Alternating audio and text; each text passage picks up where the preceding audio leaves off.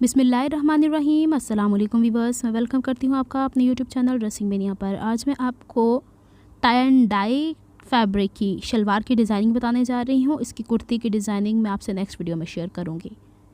ये बेल्ट वाली खड़ी शलवार है। बेल्ट की चौड़ाई 24 इंच है और ऊंचाई इसकी 8.5 इंच है, जो कि स्टिच होने के बाद 5.5 इंच रह जाएगी ऊपर जब हम इसमें इलास्टिक अटैच करेंगे और नीचे से जब ज्वाइन करेंगे।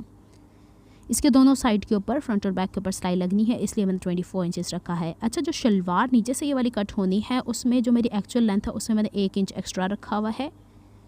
1.5 इंच भी रखा जा सकता है, लेकिन मेरी जो डिज़ाइनिंग है उसमें मैंने 1 इंच एक्स्ट्रा रखा हुआ है।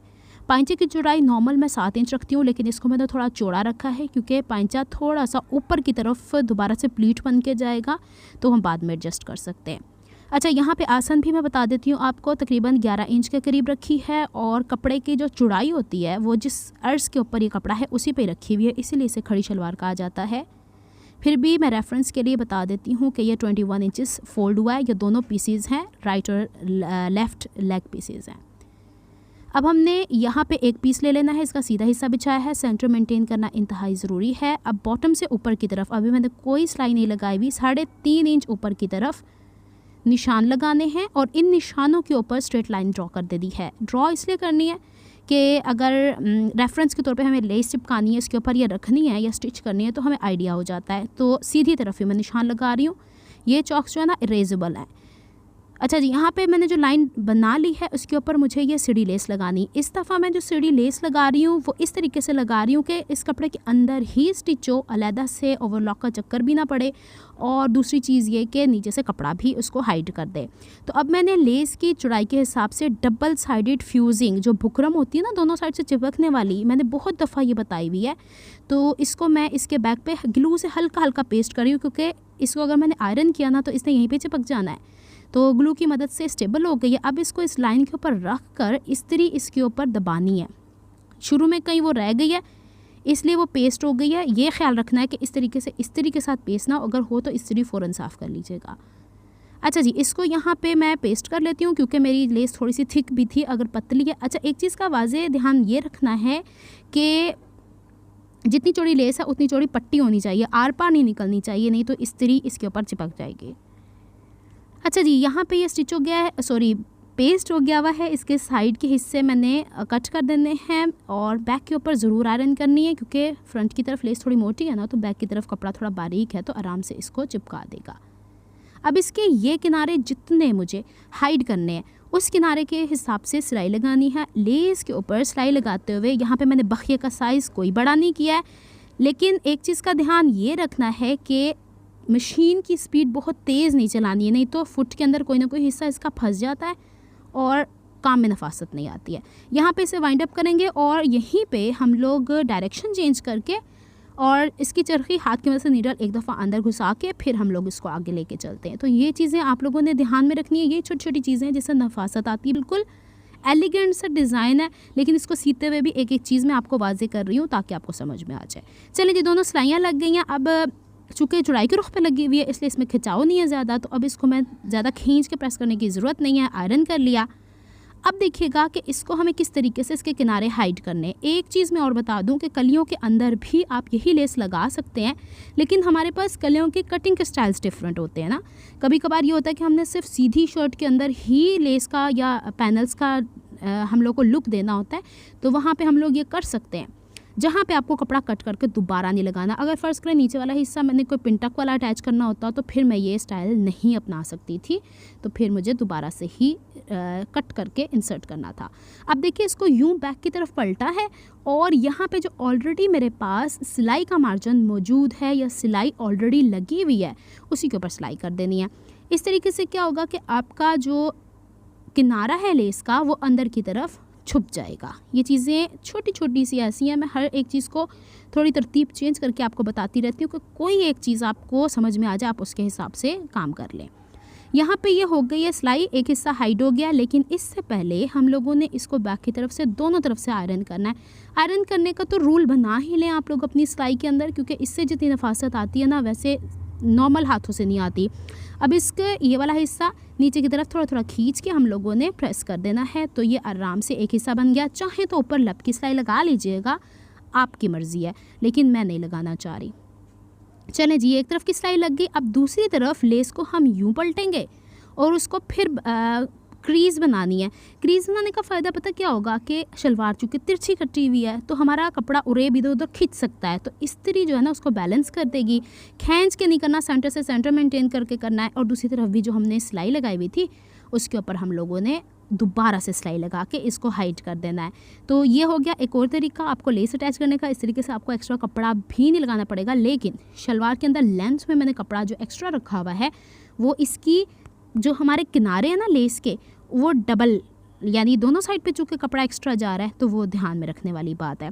तो अब हम लोगों ने इसको यूँ प्रेस कर लेना है और प्रेस करने के बाद दोनों साइडों से प्रेस करना इंतहाई ज़रूरी है, क्योंकि कहीं ना कहीं कोई सिलवट रह जाएगी तो खूबसूरती नहीं काम में आती। अब इसको मैं आराम से यूँ फ्रंट की तरफ बिछा के और हल्का हल्का ऊपर खींचना है। इस तरीके से बहुत ज़्यादा भी नहीं खींचना कि वहाँ से धागे बखिए नज़र आने शुरू हो जाए। लीजिए यहाँ पे इसको प्रेस कर लेते हैं। मैं आपको करीब से करके दिखाती हूँ। बहुत सेटिस्फेक्शन होती है जब हम अच्छा काम कर रहे होते हैं, काम वैसा रिज़ल्ट आउटपुट आ रहा होता है जैसा हम बना रहे होते हैं। चलिए जी, यहाँ तक लेस लग गई है। अब हमने क्या करना है, चाहे तो डायरेक्ट पाइंचे बना लें, यहीं पे काम ख़त्म हो सकता है। देखिए बैक के ऊपर कोई आपको ओवरलॉक करने की ज़रूरत नहीं। ये दूसरी टाइप की लेस है, इसके बैक के ऊपर भी मैंने डबल साइडेड टेप लगा दी है। इसको इसके ऊपर रख के मैंने जस्ट इसको प्रेस कर देना है और फिर इसकी सिलाई लगानी है। तो ये आप पे डिपेंड करता है। अब चाहें तो आप पिनटक्स इसके ऊपर डिज़ाइन कर लें, चौड़ाई के रुख पे प्लीट्स बना लें, लेकिन उसके हिसाब से आपको कपड़ा ज़्यादा लेना पड़ता है लंबाई में, तो वो काफ़ी लंबा काम हो जाता। मैं इसको एलिगेंट ही रहने देना चाह रही थी। तो चलें, यहाँ पे ये प्रेस हो गया है। अब इसको बैक के ऊपर से भी हम एक दफ़ा प्रेस कर लेते हैं, ताकि जब ये गर्म होती है तो चिपकी होती है, बाजुकात ठंडी होने के बाद ये निकल भी जाती है।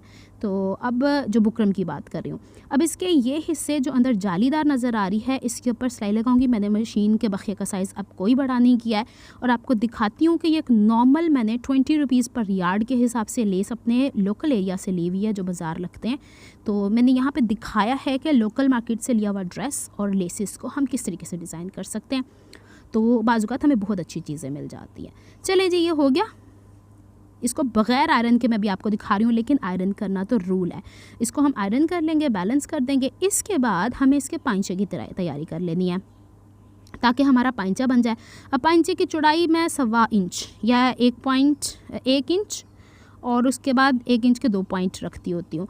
इसके बैक के ऊपर मर्दाना बुकरम इस्तेमाल करती हूँ, मैं लेडीज़ नहीं इस्तेमाल करती, क्योंकि उसके अंदर सिलवटें सी थोड़ी सी आ जाती हैं जब वो धुलता है ना।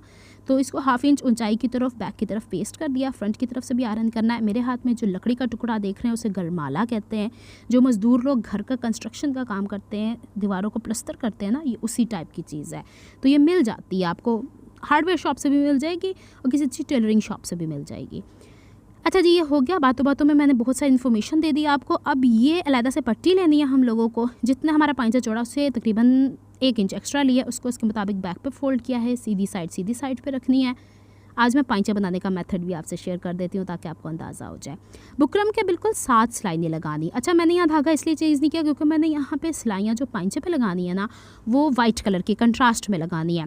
तो ये एक सूत की दूरी, या आप यूँ समझिए कि 1 इंच में 1 पॉइंट होता है ना, उससे दूरी के ऊपर हम लोगों को ये सिलाई लगानी होती है। और सिलाई लगा के इसे प्रेस ज़रूर कर लीजिएगा, क्योंकि वो बुकरम है, बुकरम थोड़ा सा खिसक सकता आगे पीछे, तो उसको दोबारा से आयरन कर लीजिएगा। थोड़ी सी मेहनत है।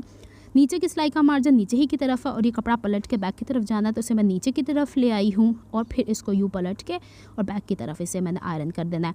यहाँ तक अगर आप काम कर लेते हैं तो आपके पाइंचे सिर्फ सिलाई लगानी बाकी रह जाती है और बहुत नफासत से बनते हैं। बार बार पलट के आपको देखना नहीं पड़ता कि कौन सा हिस्सा नीचे से फोल्ड करना है। साइड की फिटिंग के हिसाब से इसे कट कर लेना। और ये जो आपको ऊपर नीचे नज़र आ रहा है लेस लगाते हुए, ये जब हम साइड की सिलाई लगा देंगे ना, तब ये काम आ जाएगा, इसमें कवर हो जाएगा। एक सिस्टर ने कहा था आप किस तरीके से 2 धागे ऊपर इस्तेमाल करती हैं। देखें, ये 2 धागे हैं और ये 2 धागे ही लेके चलूँगी। जैसे आपकी मशीन की वो होती है सीक्वेंस, उसके हिसाब से आपने इसे थ्रेड इन कर लेना और नीडल में एक साथ ही पिरोना है। 16 नंबर की ही सुई मैं हर तरह के कपड़ों पे इस्तेमाल करती हूँ। मैं कोई नीडल्स चेंज नहीं करती हूँ, ना मैंने यहाँ पे इसका प्रेशर चेंज करना है। सिर्फ और सिर्फ मैंने एक काम करना है कि पाइंचा बनाते हुए मैं अगर बखिए का साइज़ 3 रखती हूँ नॉर्मल सिलाई में, तो वो मैंने 3.5 रख लिया, बस। इसके अलावा कुछ नहीं। लेकिन एक चीज़ का ध्यान रखिएगा कि जब आप 2 धागे ऊपर की तरफ 3 या 4 जितने भी चलाते हैं तो मशीन की स्पीड हल्की चलानी होती है। सबसे पहले कोने की सिलाई लगा लेते हैं प्रॉपर बैलेंस करने के बाद, और एक पांचे के बाद दूसरे पांचे की बारी लेकर आए ताकि बार बार आपको धागा कट ना करना पड़े। और फिर जब एक सिलाई लग जाती है तो उससे बूट के गैप से आपने दूसरी सिलाई लगा लेनी है। ये देखिए मैंने दोनों पे किनारों की सिलाइयाँ लगा दी हैं। अब इसको यूँ दूसरी सिलाई लगा देनी है, बस इतना ही है। और ये 5 सिलाइयाँ एक तरफ लगेंगी, 5 सिलाइयाँ दूसरी तरफ लगेंगी, और ये एक डिफरेंट सी चीज़ निकल के सामने आई। ये मुझे खुद बड़ी अच्छी लगी, एकदम से मेरे जहन में आया था कि मुझे इस तरीके से ये काम कर लेना चाहिए। बात चीज़ें प्री प्लान नहीं होती, वीडियो बनाते हुए मुझे समझ में आ जाती हैं कि ऐसे कर लें। लीजिए जनाब, तैयार हो गया। ये पांचा मैंने शलवार स्टिच कर दी थी, मैंने कहा टोटली आपको दिखा दूं, और कमीज़ की इंशाल्लाह वीडियो मैं शेयर कर दूंगी आप लोगों से। और देखिए बैक के ऊपर जस्ट म्यानीब का ओवरलॉक है, बाकी कोई ओवरलॉक नहीं है। आपका ये मसला भी हल हो गया। और ये देखिए इस तरीके से मैंने साइड का हिस्सा जानबूझ के दिखाया कि बैलेंस होना चाहिए। इसे मैंने बेल्ट वाली शलवार बनाया, बैक के ऊपर भी प्लीट्स आनी चाहिए तभी शलवार ये बैलेंस रहती है। और फ्रंट के ऊपर मैंने ये बड़ी वाली प्लीट्स को अटैच किया है। ये मेरा कपड़ा थोड़ा सा कॉटन सोट लीलन टाइप का है, इसलिए ढलकता हुआ नज़र आ रहा है, इसलिए मैंने घेर ज़्यादा ही रख दिया है। और ये इसका पांचा मैंने 7 इंच चौड़ा, और ये प्लीट्स जो है ना मैंने हाथ से ही डाली हुई है। अगर आपको मेरी एफर्ट्स पसंद आती हैं तो please like my videos, subscribe to my channel, hit on the notification bell for more updates.